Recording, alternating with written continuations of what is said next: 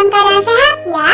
Bertemu kembali dengan Miss Intan dan kali ini kita akan masuk ke materi matematika dari pelajaran 7 mengenai hubungan antar garis. Seperti biasa, kalian tonton video pembelajaran ini mulai dari awal hingga selesai ya. Kalian tetap fokus, perhatikan baik-baik dan jangan lupa pindahkan ke buku catatan kalian masing-masing. Oke anak-anak, tetap semangat dan selamat belajar. Pertama, kita akan masuk ke pengertian garis. Nah, kumpulan titik-titik pada gambar yang ada di bawah ini semakin ke kanan kan semakin rapat. Nah, jika diteruskan, maka kumpulan titik-titik tersebut akan membentuk garis-garis lurus pada sebuah bidang. Jadi, kalau dikatakan garis adalah kumpulan titik-titik yang beraturan dan berkesinambungan. Jadi kalian boleh coba nanti di rumah ya, praktekkan. Nah, ketika kalian membuat titik itu rapat, maka lama-kelamaan akan membentuk satu buah garis. Ya. Nah, di sini kita akan membahas mengenai garis lurus, sinar garis, dan segmen garis atau ruas garis. Nah, kamu perhatikan, garis lurus adalah garis memanjang yang tidak terbatas di kedua ujungnya. Jadi kamu lihat ya, garis A dan menuju garis B, di situ ada tanda panah kiri dan tanda panah kanan, itu menunjukkan bahwa tidak terbatas di kedua ujungnya. Selanjutnya, sinar garis adalah garis yang diawali oleh suatu titik, sedangkan ujung lainnya menuju ke suatu arah tak hingga.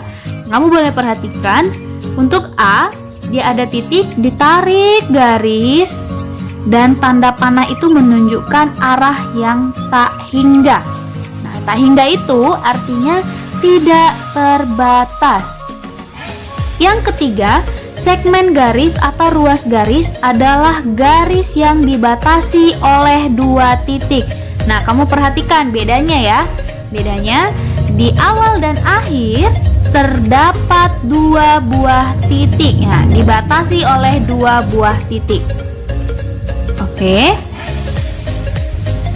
Nah, sekarang kalian sudah paham ya apa yang membedakan garis lurus, sinar garis, segmen garis atau ruas garis. Nah, kalian boleh perhatikan bagaimana cara menuliskan garis lurus, sinar garis, dan begitu juga ruas garis. Baiklah, selain itu, terdapat juga garis vertikal dan garis horizontal. Garis vertikal disebut juga garis tegak, sedangkan garis horizontal disebut juga garis mendatar. Oke, kamu boleh perhatikan gambar 7.3, yaitu pertemuan antar dinding merupakan garis vertikal. Pertemuan antara dinding dan lantai merupakan garis horizontal. Nah, jadi kamu boleh perhatikan di sini ya, garis vertikal itu tegak lurus. Ya, tegak lurus, arahnya itu atas dan bawah, seperti kamu layaknya berdiri. Nah, itu tegak lurus ya. Nah, sedangkan garis horizontal dia mendatar ya anak-anak, dia mendatar. Jadi jika tanganmu membentang ya, yang kiri dan kanan, itulah disebut dengan mendatar. Nah, atau cara mudahnya, ketika kamu berdiri itu adalah garis vertikal, tetapi ketika kamu tidur itu adalah garis horizontal. Nah, jadi sudah tahu ya anak-anak, mana itu garis vertikal, mana itu garis horizontal. Kalau garis vertikal dia itu garis yang tegak, sedangkan garis horizontal disebut juga garis mendatar. Nah, seperti garis pada PQ itu adalah garis vertikal, XY itu adalah garis horizontal. Sekarang kamu boleh perhatikan dari 4 garis berikut ini, manakah yang merupakan garis vertikal? Ya, garis vertikal adalah A. Nah, untuk garis horizontal ada di yang mana ya? ada di D. B dan C bukan merupakan garis vertikal ataupun garis horizontal. Selanjutnya, kita akan membahas mengenai hubungan dua garis, ya. Yang pertama, garis sejajar. Dua garis atau lebih dikatakan sejajar jika garis-garis tersebut terletak pada sebuah bidang datar dan tidak akan pernah berpotongan walaupun garis tersebut diperpanjang sampai tak berhingga. Nah, garis yang saling sejajar dituliskan dengan simbol.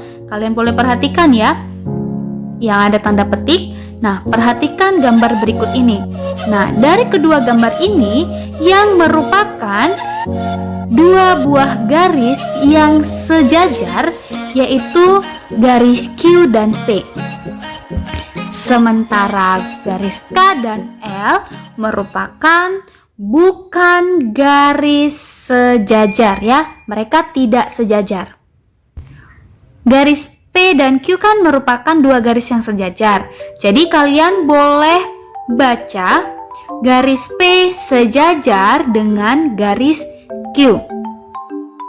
Contohnya saja, seperti gambar 7.5, posisi senar pada leher gitar dengan nut atau pengunci gitar harus dipasang dalam posisi sejajar. Nah, hal ini mempengaruhi nada yang dihasilkan. Karena kalian gak pernah kan melihat senar gitar yang dipasangnya tidak sejajar? Ya enggak? Nah, oke, selanjutnya kita akan membahas mengenai sifat-sifat garis sejajar, yaitu sebagai berikut. Yang pertama, ya, melalui satu titik di luar suatu garis hanya dapat ditarik tepat satu garis yang sejajar dengan garis tersebut. Nah, melalui titik M dapat dibuat tepat satu garis yang sejajar dengan garis N. Jadi tidak ada garis yang dapat memotong ya. Nah, selanjutnya, jika suatu garis memotong salah satu dari dua garis sejajar, maka garis tersebut juga akan memotong garis yang kedua. Nah, dikatakan sejajar ketika kamu membuat garis lain selain dari yang dua garis itu, dia akan memotong kedua garisnya. Ya.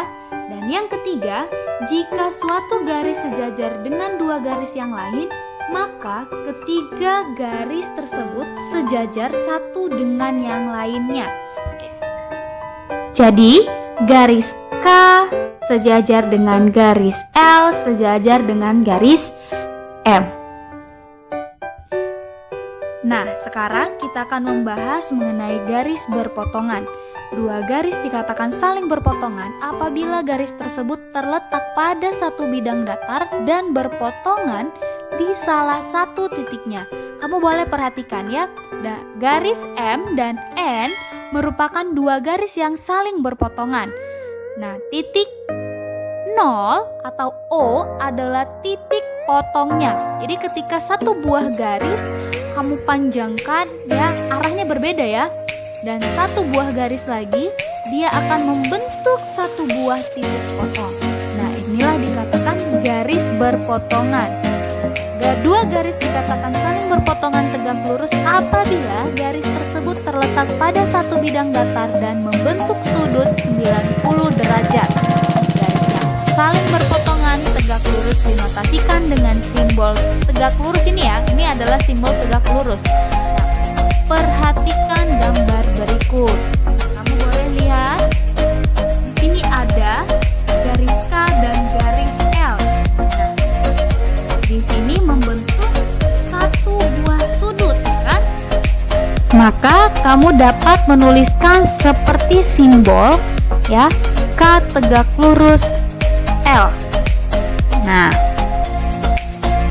baiklah, selanjutnya kita akan membahas mengenai garis berimpit. Dua garis dikatakan saling berimpit jika kedua garis tersebut memiliki paling sedikit dua titik persekutuan. Garis yang saling berimpit terletak pada satu garis lurus sehingga hanya terlihat sebagai satu garis saja. Nah, kamu boleh perhatikan gambar berikut. Itu ada garis M dan garis N. Garis M itu ya yang berwarna merah dan garis N itu berwarna biru. Bayangkan saja ketika kamu memiliki dua buah penggaris yang sama panjang. Ya, yang sama panjang, atau boleh deh yang satu panjangnya 30 cm dan satu lagi 50 cm. Nah, untuk yang merah penggaris yang 30 cm, untuk yang biru penggaris yang 50 cm. Nah, jika kamu rapatkan atau kamu timpa ya anak-anak, nah di situ merupakan salah satu contoh yang merupakan dua garis yang berimpit. Oke, baiklah anak-anak, sekarang kita masuk ke bagian C. Sudut yang terjadi jika dua garis sejajar dipotong oleh sebuah garis. Di lahan parkir mobil biasanya terdapat garis-garis berwarna putih atau kuning yang digunakan sebagai pembatas lahan. Garis-garis tersebut merupakan garis-garis sejajar yang dipotong oleh sebuah garis lurus sehingga membentuk sudut-sudut. Nah, bagaimana kedudukan setiap sudut jika dibandingkan dengan sebuah sudut lainnya? Jika terdapat dua garis sejajar yang dipotong oleh sebuah garis, akan terbentuk beberapa jenis sudut. Nah, jenis sudut tersebut antara lain sebagai berikut, yaitu ada sudut-sudut sehadap dan sudut-sudut bertolak belakang. Nah, sudut-sudut sehadap memiliki besar yang sama. Sudut-sudut bertolak belakang juga memiliki besar yang sama. Nah, bagaimana cara menentukannya, Miss? Nah, kamu boleh perhatikan di sini ada dua buah garis sejajar, ya kan? Lalu dipotong oleh satu buah garis. Nah, ya, di sini satu buah garis yang kamu tarik ini ya, yang ditarik ini memotong dua buah garis yang sejajar tadi. Nah, terbentuklah beberapa sudut. Itu ada 8 sudut, ya. Nah, untuk sudut-sudut yang sehadap, sudut-sudut yang sehadap itu seperti 1 dan 5. Nah, sudut 2 sama dengan sudut 6. Sudut 4 sama dengan sudut 8, sudut 3 sama dengan sudut 7. Nah, jadi itu yang sehadapan, ya, yang sehadap sudut-sudutnya. Nah, untuk sudut-sudut yang bertolak belakang, kamu bisa perhatikan ya, sudut 1 dengan sudut 3, sudut 2 dengan sudut 4, sudut 5 dengan sama dengan sudut 7, sudut 6 sama dengan sudut 8. Oke, jadi kalian bisa perhatikan ya anak-anak. Nah, memang sama sih sudut-sudut sehadap dan sudut-sudut bertolak belakang itu, mereka sama-sama memiliki besar yang sama katanya syaratnya kan. Tapi kalian boleh menentukan, maksudnya boleh perhatikan. Nah, kalian harus perhatikan sudut yang sehadap itu yang bagaimana, sudut yang bertolak belakang itu yang bagaimana. Nah, contohnya tadi sudah Miss kasih tahu ya, sudut sehadap itu seperti sudut 1 sama dengan sudut 5, sudut 2 sama dengan sudut 6, begitu juga sudut 4 sama dengan sudut 8. Oke.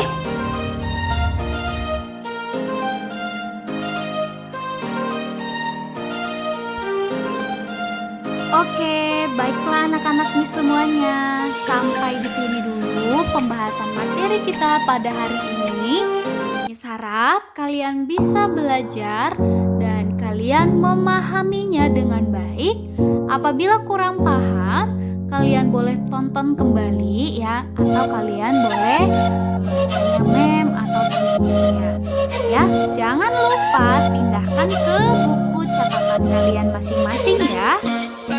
Selalu Miss ingatkan, jangan lupa untuk memakan makanan yang sehat dan bergizi agar kita dapat terhindar dari virus ya. Dan kalian wajib menggunakan masker dan rajin cuci tangan. Oke anak-anak, salam sehat dari Miss. Tetap semangat. Tuhan Yesus memberkati.